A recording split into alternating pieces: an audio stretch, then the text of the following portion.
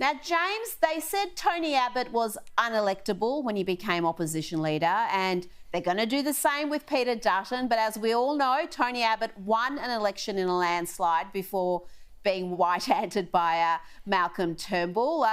What sort of attacks can Peter Dutton expect from the media? It's going to be brutal. Oh, it's already starting, Rita. It's already starting. You know, I mean, they're going to start, of course, obviously, with all the physical things. They're going to go calling him Mr. Potato Head and all the nasty stuff that when conservatives do it to people on the left, of course, it's bullying and it's mean and all of that. And then they're going to say that he's a warmongering fascist. They're going to say, some people are saying that he's stupid and unintelligent, which is about the last thing I would ever say about Peter Dutton, that he's incompetent. All of this shows that they're actually really worried about Peter Dutton being the leader.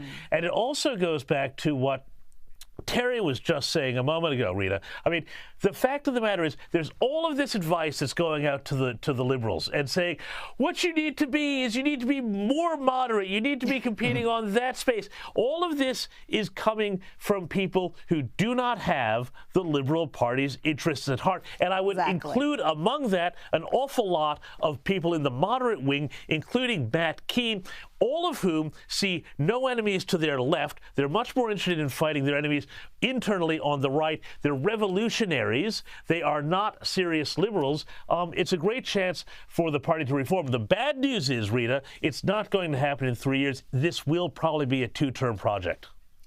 Well, I'm not so sure about that. I think we're going to have a rough 3 years with the inflation issues we've got. Interest rates are going to go up. And Terry, you've written about that for tomorrow's papers. And you said the incoming Treasurer, Jim Chalmers, has confirmed up front that he's not up to the job, is utterly unfit for the job. And you said his comments about inflation in particular were wrong and irresponsible. Absolutely, Rita. I mean, yes, inflation has gone up sharply, and it is a serious problem.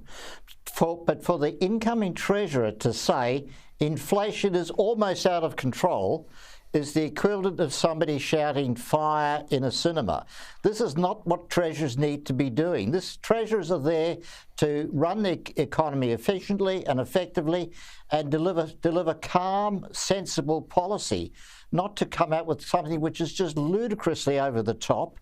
And he backed that up by saying real wages have never been lower. Yes, that's true. But what is he saying, really? Inflation's up here, wages are there. Come and make my day. Let's have a wage explosion, which would be exactly what we don't need to start a wages prices spiral. So that was not a very good start to his treasurership. I've got a feeling you're going to be very busy in the coming years just pointing out these ludicrous decisions and statements coming from, because as we know, say what you will about Labor, they're not great economic managers.